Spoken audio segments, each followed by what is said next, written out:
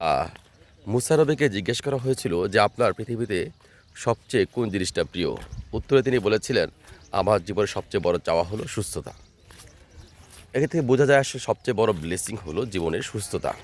কিন্তু সুস্থতা অর্থ হলো আসলে কি? শুধুই কি শারীরিক সুস্থতা? শুধুই কি সুস্থতা? আসলে মানুষের জীবনে আমাদের দৈহিকভাবে, মানসিকভাবে, শারীরিকভাবে, ইমোশনালভাবে বহু দিকের সুস্থতার উপর নির্ভর করছে আমাদের পরিপূরক সুস্থতা। এখন একটা মানুষ সুস্থ আছে শারীরিকভাবে, কিন্তু সে ইমোশনালি সিক হয়ে যেতে পারে। তার ডিভোর্স হয়েছে, সে এটা মানতে পারছে না। সে ধরে লনলিনেস ফিল করতেছে, এখানে সে ইমোশনালি সে সিক হয়ে যাবে।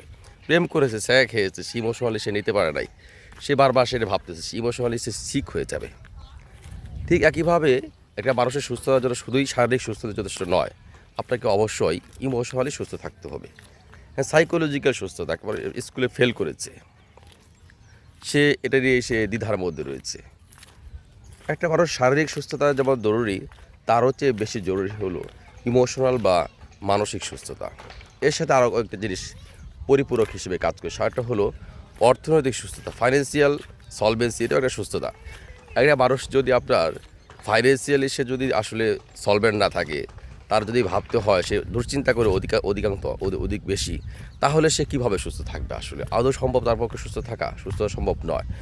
আমরা যে সুস্থতার কথা বলছি সামাজিকভাবে, সেটা আসলেই আমাদের শারীরিক সুস্থতা যেমন জরুরি, মানসিক সুস্থতা যেমন জরুরি, ইমোশনাল সুস্থতা যেমন জরুরি, ফাইন্যান্সিয়াল সুস্থতা সেটাও আসলে জরুরি। যদি একটা মানুষ সাথে অভাবের মধ্যে থাকে, সে যতই চেষ্টা করুক, সে কিন্তু ইমোশনালি বা ফাইন্যান্স সুস্থ থাকতে পারবে না। তাই সুস্থতার ব্যাপারটা আমরা যেভাবে শুধু দেখি সিম্পলি ওয়ে, ব্যাপারটা এরকম না, আরও ডিপলি একটা ব্যাপার আছে।